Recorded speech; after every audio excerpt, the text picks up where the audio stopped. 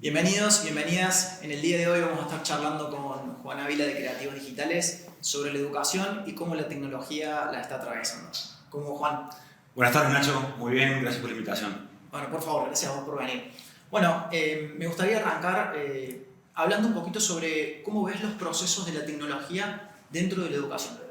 Perfecto. Bueno, noto que la tecnología se viene incrementando cada vez más, el uso de la educación.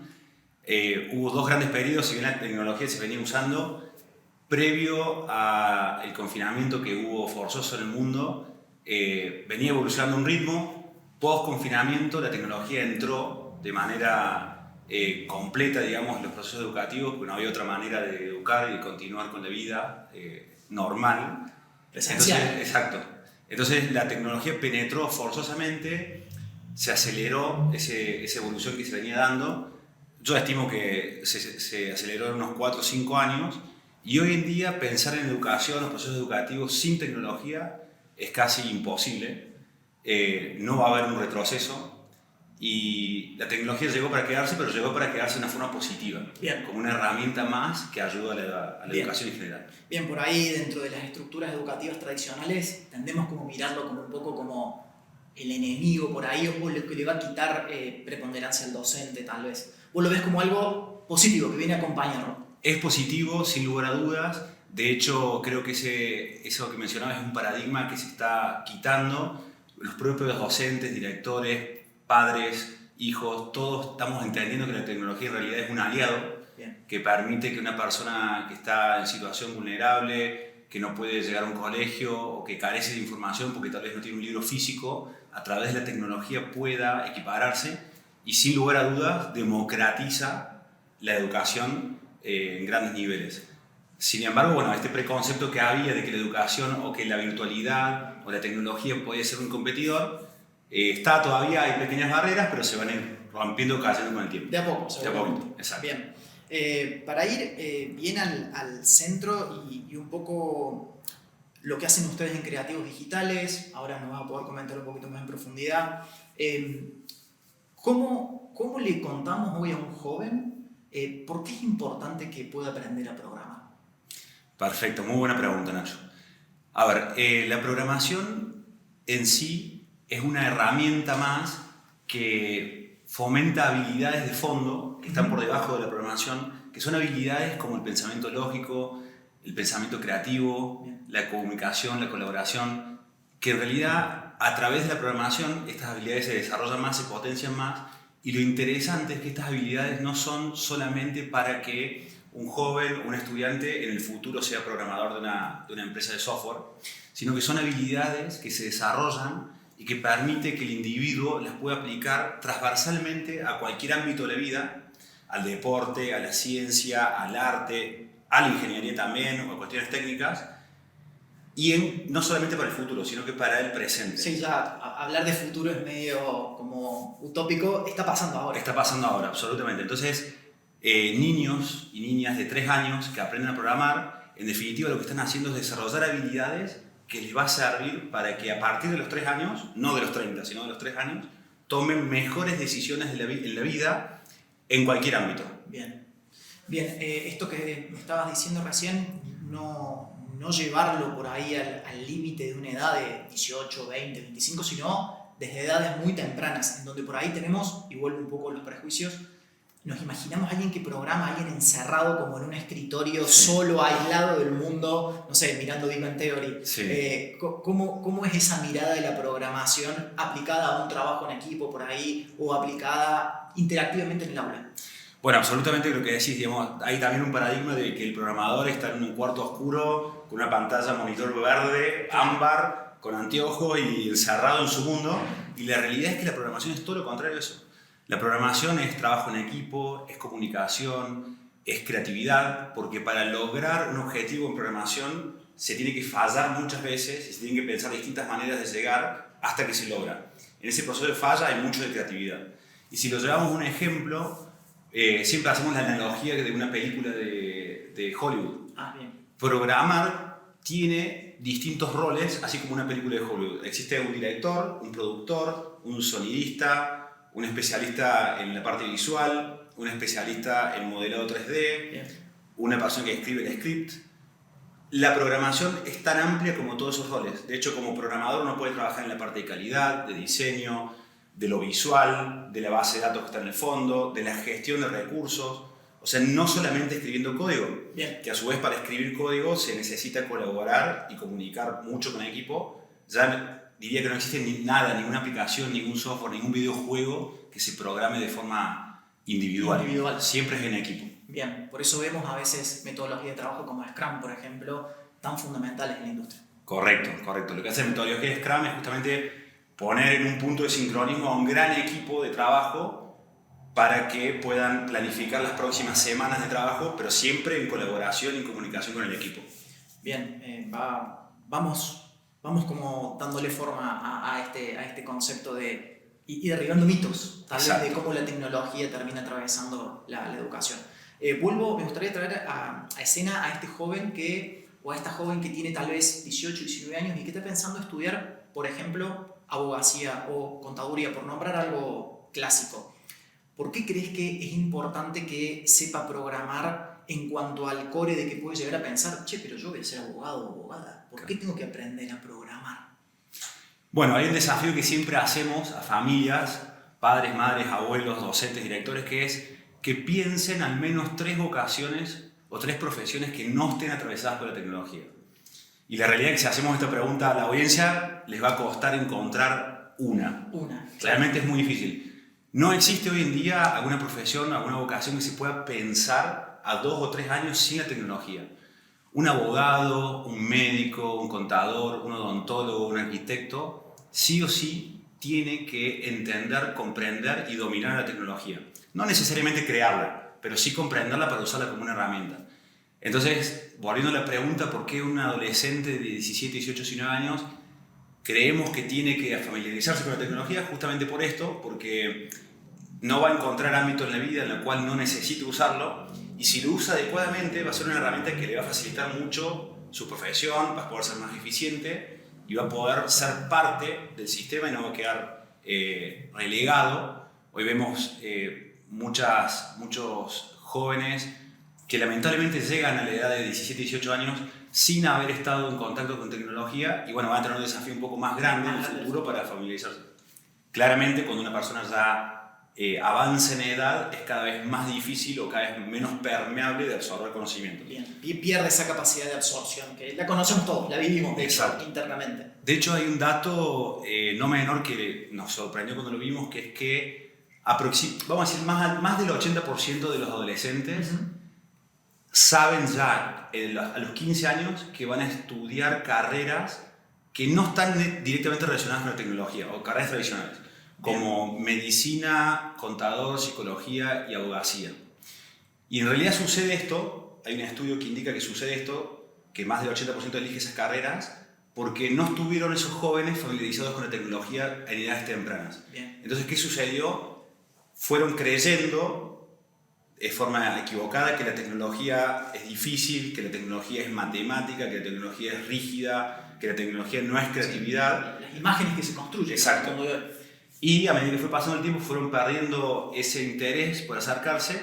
Entonces eso va llevando a que estos adolescentes vayan escogiendo estas carreras que no están relacionadas con la tecnología. Y bueno, de cierta forma hay una oportunidad también perdida detrás de esto, porque el mundo demanda creadores de tecnología, entendidos en tecnología.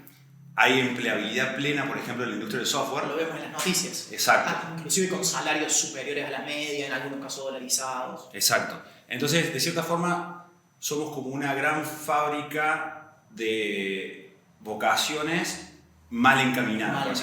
Simplemente porque no tuvieron contacto con la tecnología y cuando llegó el momento de elegir la carrera, no pudieron evaluar la tecnología como una opción más. Bien. Por supuesto que después cada adolescente tiene que elegir su vocación y lo que le gusta, pero teniendo todas las cartas sobre la mesa para poder elegir. En este caso, estamos dejando cartas afuera. Hay cartas que no están directamente sobre la mesa. Bien. Te lo llevo un poquito a nuestro ámbito. Nosotros trabajamos mucho con profesoras y profesores de inglés. Lo que le estaremos proponiendo con estas cartas es, el día de mañana tal vez un abogado o una abogada que no necesariamente sea traductor en términos tecnológicos, esto que me decías, codear, por ejemplo, sino que lo pueda saber hablar al lenguaje, en términos de si el día de mañana me toca sentarme con un programador, con alguien que hace UX o con alguien que está haciendo backend. Exacto. Bien. Sí. Es decir, no solamente de core, sino también de complemento. Exacto. Bien, excelente. Me corro un poco del sujeto estudiante, que ya lo vamos a retomar a lo largo de la charla. Me gustaría que nos vayamos un poquito como para arriba de la capa. A nivel instituciones, cuando vos hablas de tecnología y sobre todo en lo que hacen creativos digitales, ustedes tienen un medio que es el juego, ¿correcto? Correcto. ¿Cómo interactúa ese concepto juego, tecnología dentro de un aula? Bien. Acá hay un concepto que hay que entender de fondo, que es la gamificación. Se lo escucha mucho. La palabra gamificación proviene de la palabra game, que es juego, y gamificación es de llevar el juego a entornos en donde no es habitual. Bien. Entonces la gamificación, por ejemplo, sería llevar a la selección de recursos humanos, por ejemplo, el proceso de juego, al desempeño profesional dentro de una empresa, ludificarlo para que se genere una competencia sana entre colaboradores. De hecho, es como si nos hubiésemos olvidado de jugar cuando entramos a una empresa. Es Exacto. como que no se juega dentro de la empresa. Exacto. Más que el fixture del mundial. Exacto. Algo parecido. Después de ahí se muere. Exacto. Siendo que una de las primeras cosas que hicimos cuando nacimos fue jugar. Fue jugar. Exacto. Entonces, ¿qué más natural para el humano que volver a las raíces, que es el juego? Lo tenemos casi todos en el ADN nuestro, el juego. Bien, disculpa que te interrumpa. O sea, es un poquito más profundo. Es como romper el paradigma industrializador de la educación, que tanto habla Ken Robinson, y llevarlo un poco volvamos a retomar eso que dejamos de lado en intentar que todos sean iguales y que todos salgan al recreo cuando suena un timbre. Exacto, tal cual. Exacto. Bien lo nombraste. Entonces la gamificación se puede llevar al aula, se puede llevar a la educación. ¿Y cuál es el principal punto de la gamificación? Es conectar. Para poder educar o para poder que una persona pueda aprender, necesita conectar con el interés. Bien. Necesita conectar con el docente. Un proceso emocional. Exacto, hay un proceso emocional, tal cual. Bien. Para poder incorporar el conocimiento no de forma autónoma, sino comprensiva. Entonces, la gamificación viene a ayudar en esa conexión, justamente. En este caso, por ejemplo, con alumnos de temprana edad o adolescentes, que a través del juego genera una empatía con el proceso, no solamente con el docente, e incorpora el conocimiento porque está permeable a través del juego a incorporarlo, básicamente. El estudiante pasa a ser actor principal, ya no es solamente alguien que recibe algo que le está diciendo el docente, sino que pasa a ser parte de la creación del conocimiento. Es bidireccional el proceso. Bien. Es bidireccional y es más complejo aún porque los intereses de los alumnos son diferentes. Entonces puede haber algunos que prefieran un sistema de gamification o docentes que prefieran otro, y la tecnología viene a ayudar en este sentido, en el hecho de que es posible hoy en día enseñar con distintos procesos de gamificación en paralelo. Bien. Entonces, conectar con los alumnos que les gusta el deporte de una forma, conectar con los alumnos que les gustan los videojuegos de otra, y enseñar la misma materia, por ejemplo. Bien. Pero con escenarios o procesos de gamificación diferentes. Bien. Bueno, o sea, empiezan a abrir como muchas puertas, ventanas, hasta casas nuevas, digo, en términos conceptuales. Me gustaría traer esto de cómo mundos virtuales que puede llegar a construir estos procesos de gamificación pueden estar atravesados por lo que conocemos las materias clásicas. Previo a que tengamos esta charla, me contaste sobre lo que fue tu charla TED y sobre el ejemplo que creo que es muy, muy ilustrador. ¿Cómo fue este proceso de viajar al Everest con los estudiantes y cómo esto puede tener impacto dentro de un aula? Buena pregunta. Si algo que me gusta muchísimo del uso de la tecnología y la virtualización en la educación es el hecho de poder democratizar el alcance y el conocimiento a nivel general. Son pocas las personas en el mundo, realmente muy pocas, contadas tal vez con los dedos de la mano, que estemos viendo este podcast y que puedan viajar alguna vez al Everest. Sí. De hecho, si viajáramos al Everest y subirlo sería ya hasta riesgoso. Lo que hacemos, o experiencias que hicimos en Creativos Digitales, fue la de crear mundos virtuales, en este caso crear el Monte Everest, recrearlo dentro de un videojuego, en este caso fue en Roblox. Lo que permitimos es que alumnos o estudiantes de Creativos Digitales de todas partes del mundo tengan la experiencia de poder escalar el Monte Everest dentro de este mundo virtual. Entonces reprodujimos el Monte Everest con sus campamentos, el campamento base, hasta la cumbre. Esta información, afortunadamente por la tecnología, está disponible para reproducirlo. Hicimos una experiencia de escalada en donde, bueno, cientos de alumnos trepamos, había un guía de montaña virtual, nos conectábamos todos de forma remota y todos íbamos siguiendo ese guía. Y en el trayecto teníamos que trabajar en equipo porque sucedían las mismas cosas que sucedían en la montaña, en el mundo real. Había avalanchas, se ponía frío, había estudiantes que habían olvidado llevar el tubo de oxígeno, teníamos que refugiarnos en los campamentos base, perdimos a algunos niños en el camino, a algunos estudiantes en el camino, por más que esto suene grave. Sí, sí. Afortunadamente en el mundo virtual uno puede respawnearse o reaparecer en el mundo.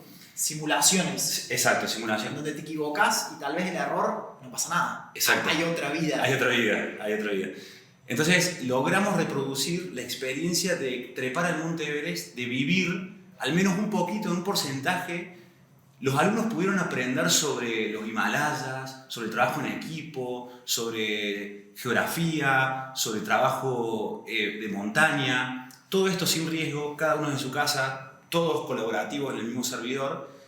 Y no deja de emocionarme el hecho de pensar que más del 99% de esos niños no han salido nunca de su ciudad. Seguramente. Y en este caso viajaron al Everest. Está bien, en un mundo virtual, pero se aproximaron bastante al entendimiento de geografía y de situaciones que hay en los Himalayas. En los Himalayas. Lo imagino como docente a este proceso de gamificación como un espacio donde convergen distintas materias o subjects, si las llamamos en inglés, donde podemos aprender geografía, aprender historia, aprender matemáticas, si tenemos que hacer el cálculo de cuánto llega algo el tiempo, lengua o inglés si tengo que interactuar con estudiantes de otros países. O sea, pasa a ser un lugar donde lo común nos atraviesa. Exacto, es así.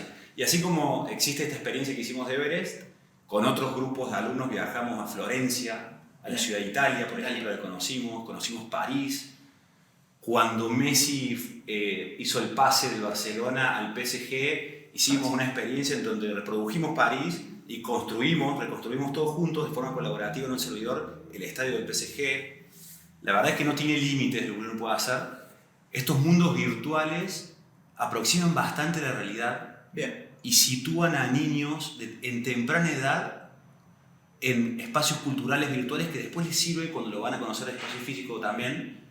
Ya tienen un conocimiento sobre la temática. Bien, y no solamente que está el conocimiento, sino que es un conocimiento activo, o sea, está participando de la creación de ese conocimiento. Muy buen punto, exacto. De hecho, es bidireccional, como bien dijiste. No es que participo y simplemente soy un usuario de esa tecnología, sino que estas experiencias permiten que también las creen. Los estudiantes crean las experiencias y ellos mismos las usan y las comparten. Bien, vuelvo a remitir a mi experiencia docente.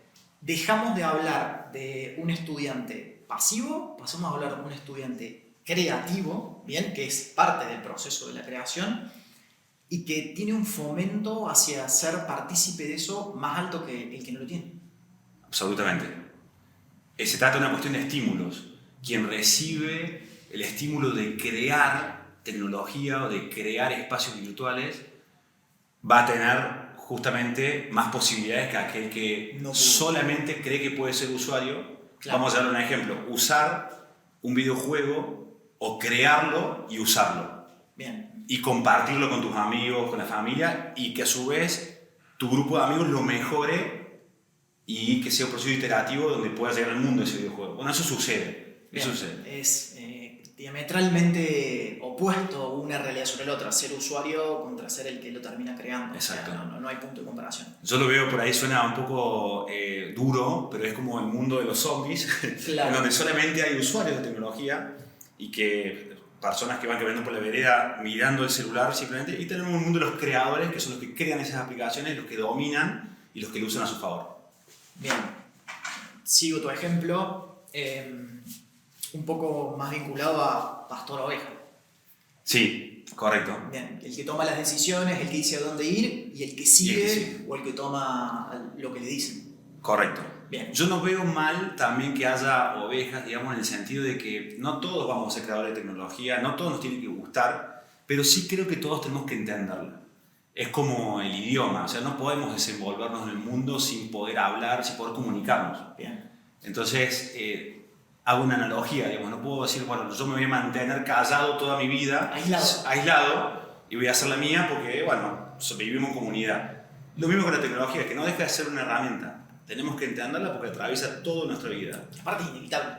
Es inevitable. No lo puedo pagar, no puedo ir y Sí. meterle el switch off. Correcto. Me gusta esta palabra que dijiste de entendible y paso como a la otra parte de actores que son fundamentales dentro de este proceso. Hablamos del joven o de la joven, hablamos un poquito de las instituciones.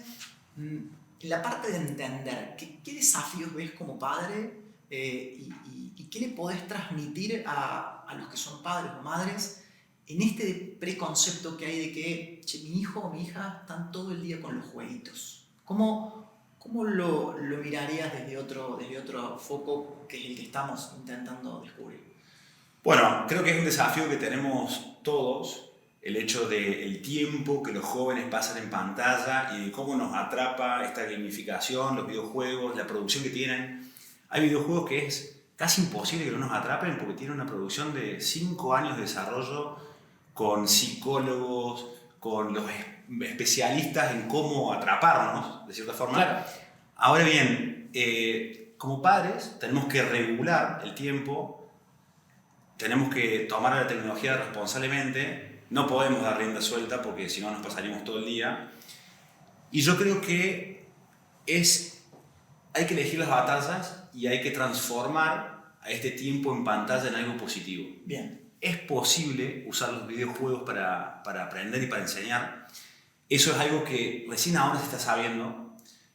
Para dar un ejemplo, Nacho, existen 2 grandes videojuegos que se juegan masivamente en el mundo. Uno es Minecraft, otro es Roblox. Según la edad que tengan los niños, casi todos juegan a uno u otro. ¿Tiene alguna segmentación en edad cada uno? Yo diría que primero suelen ser más niños quienes juegan a Minecraft y a medida que crecen un poco más, por una cuestión de que el juego se pone un poco más intenso, pasan a Roblox. Bien. En general, existen muchos otros videojuegos también. Pero lo que pocos padres saben, educadores y en el mundo se sabe, es que existen las versiones educativas, por ejemplo, de esos videojuegos, que son netamente para aprender asignaturas relacionadas a la geografía, a la matemática, a la programación, a la ciencia, a la creatividad, al diseño. Entonces, esas mismas herramientas las podemos usar de forma constructiva en nuestros hogares para transformar horas de pantalla en horas de educación de calidad. Bien. Entonces, para dar un ejemplo concreto, mi sobrino aprende programación usando videojuegos y tiene su hora y media de clase. Y después de la hora y media, cuando están usando la versión educativa de Minecraft o la versión educativa de Roblox, no cambian a la versión lúdica, sino que se quedan dentro de esa versión educativa jugando con alumnos que participaron de la clase y se quedan programando, creando, construyendo, planificando, diseñando en ese entorno educativo. Bien. Esto no quita que hay que regular las horas por Sí, otra cuestión como siempre, física, por así decirlo, que un médico especialista puede hablar más sobre el tema. Pero tiene que haber un límite también de pantallas por hora, por día. Sí, como todo. Como todo en la vida. Los extremos no son útiles. Pero recién dijiste 3 palabras que son clave y te paso como al siguiente nivel. Y voy como intentando escalar en capas de la cebolla de lo que es el EdTech. Dijiste diseñar, dijiste creatividad, dijiste trabajo en equipo. Estamos hablando de los profesionales y las profesionales que van a interactuar después en la economía del conocimiento. O sea, es mucho más amplio de lo que podemos ver de lo que está haciendo un nene o una nena en un jueguito. Absolutamente, absolutamente. La programación desarrolla habilidades que son múltiples, principalmente el pensamiento lógico, la creatividad, la comunicación, la colaboración, que son habilidades que son necesarias para desempeñarse en el mundo profesional o en el mundo de la gestión, como bien nombrás, y de diferentes carreras y de diferentes asignaturas, profesiones, vocaciones. Entonces es mucho más amplio que lo técnico, que uno puede pensar que la programación es técnica. Es técnica, sí. Pero eso es racional. Claro, exacto. Pero es mucho más profundo que eso porque tiene todas estas habilidades. De hecho, una de las principales habilidades que se va a necesitar en el corto plazo, que ya se necesita, es el liderazgo, por ejemplo. Y bueno, la programación requiere mucho liderazgo porque es trabajo en equipo, colaborativo, desafíos, el proceso de... Decisiones. Exacto. El proceso de Scrum, que es para justamente poner en punto de sincronismo al grupo de programadores, desafía a que todos tomemos en cierto momento el rol de líderes de lo que estamos haciendo, de forma porque el mismo proceso te lleva a eso. Entonces, sin duda, como decís, interdisciplinario y de múltiples habilidades. Bien, retomo esta palabra que ya has nombrado varias veces, democratización. Me sigo subiendo al siguiente nivel. ¿Cómo ves la realidad del EdTech o de la gamificación dentro de un aula entre el sector privado y el sector público educativo? ¿Qué diferencias notas? Bueno, lamentablemente la diferencia que noto es grande. Veo un sistema de educación público varios años atrasado con respecto al privado, y aún así teniendo en cuenta que el privado también está atrasado con respecto a lo que debería ser. Entonces, de por sí un sistema privado atrasado, un público mucho más atrasado, y veo una brecha que es un desafío enorme para los estados, para los países de superar, pero que no queda otra que trabajar en la temática, porque el sector público sigue siendo extremadamente importante en el desarrollo del PBI de los países, y no se puede seguir educando a alumnos y estudiantes fuera del ambiente del entendimiento de la tecnología. Entonces ahí tenemos desafíos tecnológicos de equipamiento. Primero, arrancamos con el hardware. O sea, sin hardware ni siquiera podemos tener la discusión. Exacto. Conectividad. Tal vez más difícil. Hardware, compramos notebooks, repartimos. Conectividad, exacto, no compro cables de agua, internet. Exacto, tal cual. Pero, bueno, la buena noticia, Nacho, es que forzosamente los estados están viendo de que esto lo tienen que torcer rápidamente, y a su vez la tecnología está permitiendo que estos sectores más vulnerables al acceso puedan llegar a tenerlo. Entonces, para dar un ejemplo concreto, hay ciertas herramientas educativas que hasta hace muy poco solo corrían en una PC o en una laptop de ciertos requerimientos, y hoy se pueden correr o pueden funcionar en cualquier dispositivo celular. Bien. Que un celular ya está más al alcance de más familias, vamos a decirlo así. Después vemos sistemas de conectividad que son más masivos, como la conectividad de internet satelital, la fibra óptica se está desplegando de forma más rápida. Entonces yo creo que por un lado hay una brecha tecnológica fuerte entre el sector público y privado, pero por otro lado la tecnología cada vez trabaja para poder llegar a más personas de forma masiva. Entonces yo creo que en algún momento van a converger unos puntos y estamos no lejos de lograr una conectividad absoluta, y de que con un simple dispositivo móvil, un teléfono, podamos educarnos tal como lo haría otro niño, tal vez con una PC más avanzada, con una laptop más avanzada. Bien, es decir que la propia tecnología va a terminar encontrando los caminos para que eso suceda.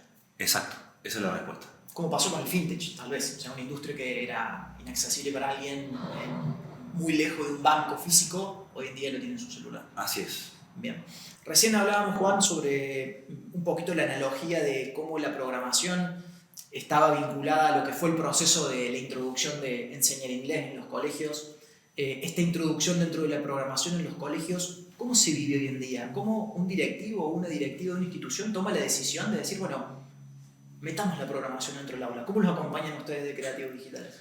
Bueno, primero hay que entender que el marco ministerial de regulación indica que la programación ya tiene que ser curricular, y esto afortunadamente sucede en casi todos los países del mundo. Bien. Nosotros trabajamos en Latinoamérica con Creativos Digitales, y si bien los ministerios cambian, los países, los gobiernos cambian, ya todos entendieron que la programación no puede ser optativa o algo extracurricular, sino que tiene que estar incorporada en la currícula.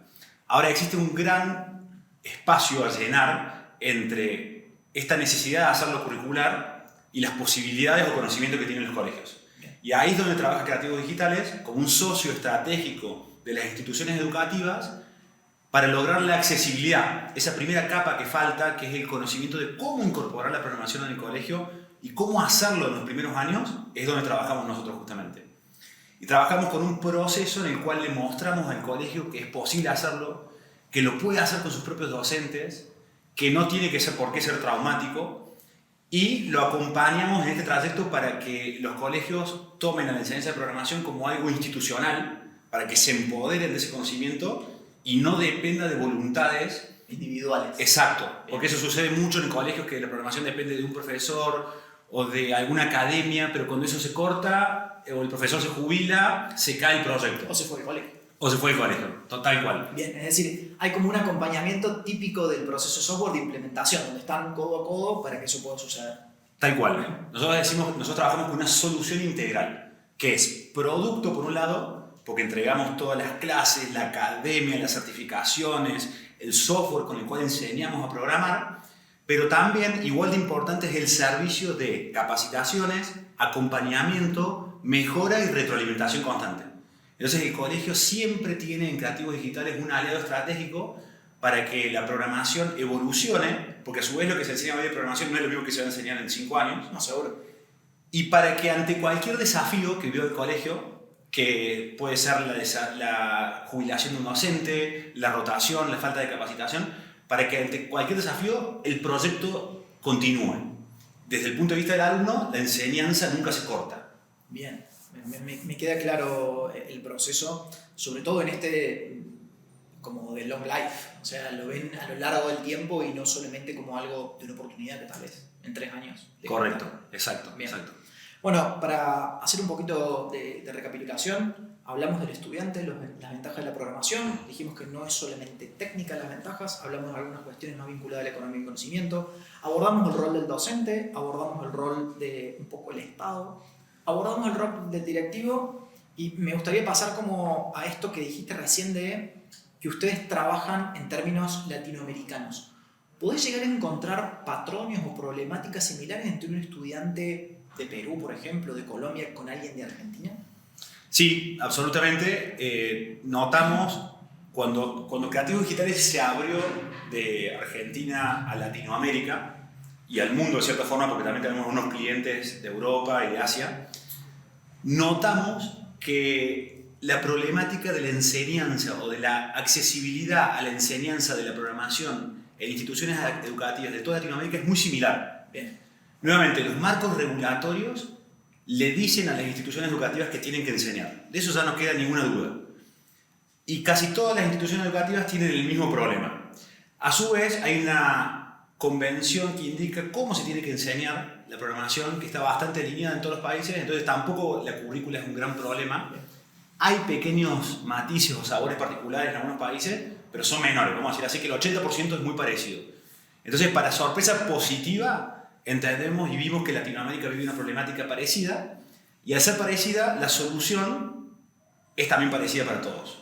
No es tan adaptable a cada país. Claro. Entonces es más simple de implementar. En un poco con lo que puede llegar a pasar con hasta cómo la tecnología termina llegando a cada uno de nuestros teléfonos. Termina siendo muy uniforme, salvando el idioma o la localización. Exacto. El software de nuestro teléfono, si es el mismo hardware, probablemente tenga un look and feel diferente, si estamos en países diferentes. El mensaje de bienvenida sea un poco diferente, pero después el 80% de lo que tenemos adentro es lo mismo en el teléfono. Bien. Es así. Atravesamos toda la charla y nombramos sistemáticamente la palabra democratización. Imaginemos que estos procesos se dan en colegios privados o públicos, por sobre todas las cosas. Bueno, nosotros lamentablemente nuestro principal cliente en este momento está siendo que los colegios privados, por una cuestión no económica, sino que los colegios privados tienen más libertad para adoptar estrategias por fuera del sistema educativo tradicional. Bien. Para encontrar a un privado, a una startup, a una empresa, como un partner estratégico que lo acompañe. La cultura de la institución pública es un poco diferente en ese sentido. Son un poco más reacios a adoptar soluciones de terceros, sí. Lo cual para mí es incorrecto, porque si va a solucionar y va a ser una herramienta para acelerar, debería poder considerarse. Entonces, no por una cuestión económica, sino por una cuestión de cultura, estamos trabajando con más colegios privados que públicos. No obstante, hemos abierto la puerta ya de algunos clientes de colegios públicos que dijeron, ¿saben qué? Yo no puedo esperar a que el Estado me solucione el problema, porque vengo esperando hace 15 años y probablemente tenga que esperar 5 años más, 10 años más, hasta que venga la solución mágica de que sí, el Estado diga, sí que sucede, ¿no? Estoy siendo optimista. Entonces ya vemos colegios públicos que dijeron, listo, no voy a esperar más, voy a buscar una alternativa de solución. Entonces ya trabajamos con colegios públicos, algunos pueden costear el servicio a través de cooperativas, grupos de familias, de padres, y por supuesto nosotros también hacemos una diferenciación y nos adaptamos a las posibilidades de cada institución, para que nuestra misión es que democratizar y llegar, y que la programación genere PBI, conocimiento, y no netamente económico. Bien, es decir, al mismo tiempo terminan fomentando la igualdad y no la desigualdad. Correcto, exacto. Paso a la siguiente etapa. Me gustaría más que nos cuentes un poquito cómo nace este gen por ahí un poquito más emprendedor, creativo tuyo, en donde decidís, bueno, vamos por acá, es por acá. ¿De dónde venís, dónde estás y dónde crees que vas con Creativos Digitales? Bueno, a ver, yo me considero como por ADN una persona creativa, y creo que, digamos, relacionado al tema, tuve la suerte de que de niño a esta creatividad me la explotaron mis progenitores, digamos, mis padres. Entonces esa creatividad aumentó, el hecho de emprender también fue algo que surgió en temprana edad conmigo y también fue fomentado. Entonces vuelvo al tema de lo importante que es fomentar las habilidades que cada uno tiene desde edades tempranas, porque eso se puede potenciar. Y bueno, comenzamos con Creativos Digitales hace 6 años. Empezamos trabajando analógicamente en instituciones educativas. Analógicamente me refiero a que íbamos con kits de robótica y kits físicos fuera de hora para dar cursos extracurriculares en colegios. Y eso, a medida que nosotros vimos cómo era la tendencia del mundo, que la tendencia del mundo era que no tenía que ser extracurricular, que tenía que ser una materia, una asignatura dentro del colegio, nosotros también fuimos migrando nuestro modelo de negocio, apuntando cada vez más a lo que hacemos ahora, que es que enseñar a que los colegios enseñen, básicamente. Bien, enseñar a que los colegios enseñen. Sí. Me quedo con ese highlight, sí. no menor. Dentro de este proceso que llevas como emprendedor, ¿tenés algún método personal, alguna manera? ¿Cómo se organiza ese día a día de persona que toma decisiones dentro de una organización EdTech? Bueno, después de muchos emprendimientos, de muchos fracasos, que a su vez el fracaso yo lo considero como un paso más hacia el éxito, ¿no? Necesario para lograr el éxito, diría que una de las cuestiones principales que destaco y que están haciendo que Creativos Digitales crezca es el hecho de formar un buen equipo. Y dentro de formar un buen equipo, elegir un equipo de colaboradores y de cofundadores que se complementen con las habilidades que uno tiene. Entonces, así como yo soy creativo y soy emprendedor, no soy estructurado y no soy operativo. Bien. Entonces creo que una de las principales virtudes del armado de equipos es encontrar un socio, un cofundador, un aliado, un director, un colaborador que complemente aquellas debilidades que tenemos, para que nosotros mismos no tengamos que aprender cosas nuevas, sino que podamos potenciar aquello que hacemos bien ya innatamente. Entonces, si yo soy bueno creando o emprendiendo, que pueda crear y emprender más, y tener a un socio que pueda ser operativo y estructurado o llevar las finanzas, porque yo tal vez no sea nunca tan bueno en eso. Bien. Entonces, lejos de aprender algo en lo cual yo no soy bueno, prefiero potenciar aquello en lo que sí soy bueno y complementar lo que no puedo hacer o lo que no va tan bien. Esto que me decías recién de trabajar en equipo y lo traigo a una problemática actual, ¿qué se encuentran al momento de contratar personas para la organización en términos de género? ¿Cómo vivencian esta diferencia de género que hay entre que muchos programadores son varones y se encuentran pocas mujeres programadoras? ¿Crees que hay un desafío? ¿Crees que hay una barrera para romper? ¿Cómo te imaginas eso? Sí, a ver, yo diría que destaco dos cosas. Dentro del equipo de Creativos Digitales, más del 50% de los colaboradores son de sexo femenino. Entonces, en ese sentido, si veo el ejemplo dentro de una EdTech de Argentina que exporta conocimiento, estamos satisfechos del hecho de que estamos balanceados. Sin embargo, también veo que esta es una situación particular y que no se da generalmente, porque es más difícil encontrar mujeres que estén familiarizadas o que les guste la tecnología.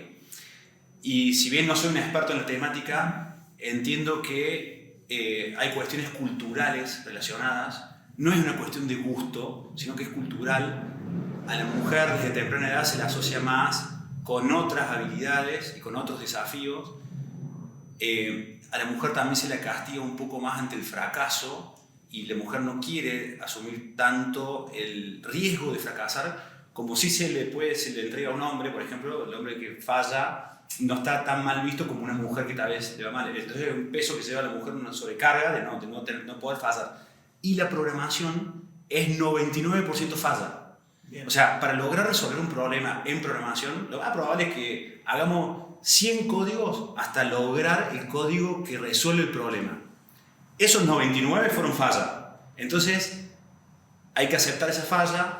Culturalmente, a la mujer que falla se la penaliza más que al hombre. Eso es uno de los motivos por los cuales las mujeres por ahí se van alejando un poco más de la tecnología. Pero bueno, a través de la accesibilidad y de la inclusión de la programación de forma curricular en los colegios como una materia obligatoria, incluye de por sí a todas las mujeres también. Entonces bien, eso va a ayudar. O sea, terminamos volviendo al inicio de la charla. O sea, no solamente el inconveniente que nos encontramos hoy de la mujer para insertarse, por lo menos en esta industria, sí, termina siendo cultural, sino que al no fomentar la programación a temprana edad, terminamos haciendo que esa realidad sea totalmente perjudicial a lo largo del tiempo. Correcto, tal como dijiste, así es. O sea, no, ya pasamos como un siguiente escalón en el cual la programación no es solamente una carta que tiene que estar para las opciones, sino que es una carta que debe estar para ambos sexos, intentando que correcto, eso no suceda.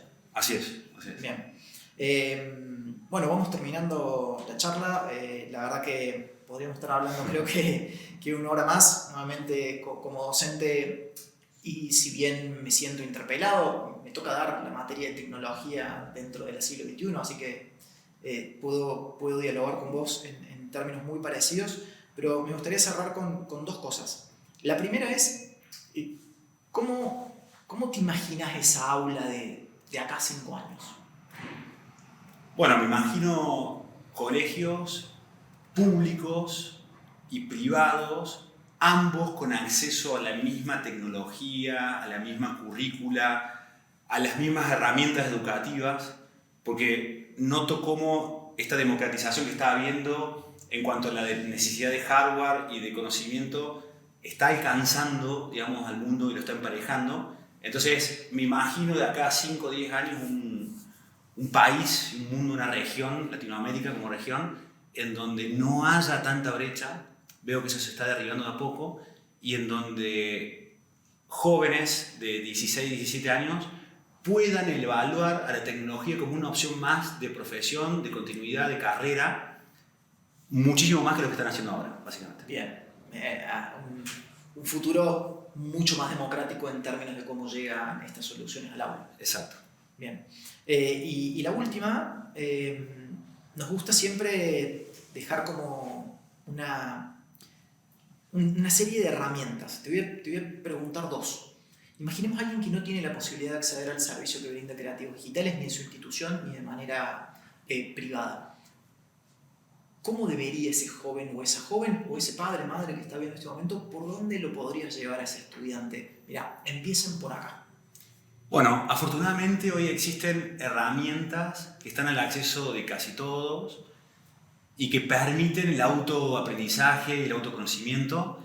Entonces, hay plataformas gratuitas en YouTube, en TikTok, plataformas, videos cortos educativos que enseñan muy bien sobre la temática y pueden ser la punta del hilo para generar ese interés. Y si después se genera un interés, bueno, se puede ahondar en la temática y hay academias, existe posibilidad de continuar con el aprendizaje gratuito, afortunadamente. Entonces, diría que a padres, madres que ven un potencial en niños, en sus hijos, sobrinos, parientes, que prueben y que sepan que en internet y en las redes hay material gratuito para hacer, que se puede probar, y que si después el interés es genuino, existen caminos para seguir potenciando eso, y que diría que el tema económico no es segundo o tercer plano en este caso. Sí. Bien. Para ponerle nombre a estas herramientas, ¿con qué plataforma pueden empezar los estudiantes? Y una general que todo el mundo, o los jóvenes casi todos tienen, es la red social TikTok. Y si uno busca dentro de TikTok cursos de programación para niños de tal o X edad, ya va a encontrar a creadores de contenido, de videos cortos que tienen que conectan con los intereses de los alumnos porque Bien. tienen la misma dinámica que tal vez un video gracioso de un meme, videos cortos en donde ya explica qué es programación. Entonces, usando esas mismas herramientas, buscaría ahí cómo iniciarse en programación. Perfecto. Bueno, algo que está al acceso de casi Sí, cualquiera. sí. Dejar de usarlo un ratito para entretenimiento para pasar un poquito de educación. Y como otra opción también mencionaría la herramienta, el videojuego Minecraft, que prueben descargar la versión educativa que es Minecraft Education. Lo pueden googlear y ahí van a encontrar, van a descargar la versión gratuita. La versión gratuita permite loguearse y usar e incluso tener algunas lecciones dentro de la plataforma a modo freemium, digamos sin costo asociado. Y bueno, si se despierta interés, después existen maneras de continuar con eso. Bien, entiendo que también para fomentar todos estos procesos educativos hay algunas cuestiones vinculadas a cómo las instituciones terminan trabajando en conjunto que se pueden hacer. Contanos un poquito cómo es el proceso de lo que fue la Liga Gaming o la Liga Intercolegial de Programación. Creo que podemos llegar a conectar lo público, lo privado, el estudiante dentro de un mismo evento. Correcto. Con ministerios de educación de distintas ciudades, de distintas regiones de Latinoamérica, justamente organizamos torneos de esports o deportes electrónicos educativos, en donde usando la versión educativa de Minecraft, los alumnos competían colegio contra colegio con pensamiento lógico y con creatividad, teniendo que programar y construir dentro de mundos de Minecraft. Entonces ganaba el equipo que mejor usaba la lógica o el mejor usaba la creatividad, sin violencia y sin agresión. Es clave. O sea, digamos, sería lo contrario a lo que sucede con otros esports en donde League of Legends o FIFA promueven un poco la competencia no tan lógica. Bien. En este caso, cuando se competía colegio contra colegio de forma sana, el equipo que mejor programaba iba pasando de fase. De hecho, esto lo seguimos haciendo. Y encontramos en esto justamente una gamificación del aprendizaje, porque los esports conectan con los intereses de los niños, conectan con los intereses de las familias, con los intereses del ministerio, conectan con los videojuegos que usan los alumnos en su casa, los están usando también para programar y para competir. Entonces, en esta competencia sana se generó un ecosistema creciente de equipos y después estamos promoviendo cada vez más esta competencia, esta liga de esports educativo en colegios de toda Latinoamérica. Fabuloso. Bueno, vamos cerrando. Te agradezco el tiempo. La verdad que ha sido muy grato charlar con vos. Espero que se dé para una segunda parte.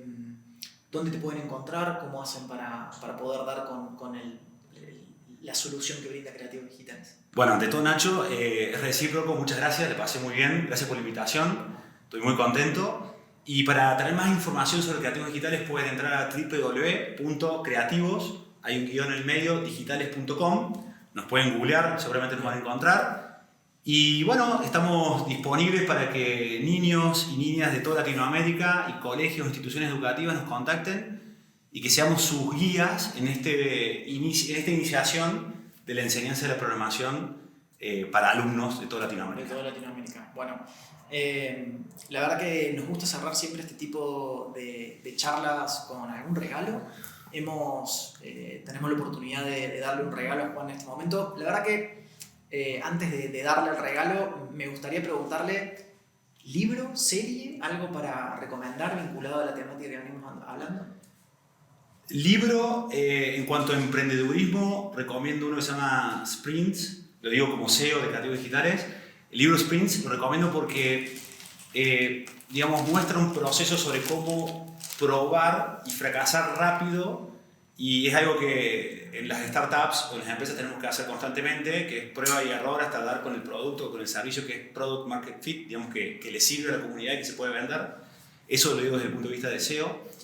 Y como espectador soy más de las películas, y en cuanto a alguna película educativa me gustó mucho Whiplash, que es una película en la cual se ve como un estudiante con mucha habilidad esforzado o potenciado por un docente para sacar lo mejor de sí mismo, pero a su vez eso genera también una problemática. Entonces lo veo como un drama, como una situación bastante controvertida, lo cual despierta mucho interés y me genera dudas de hasta qué tanto hay que forzar las habilidades, pero bueno, prefiero que la audiencia lo vea y saque sus propias conclusiones. Dale, bueno, desde Quality te queremos regalar un libro. Muchísimas gracias. Un pensador que circula mucho dentro de nuestra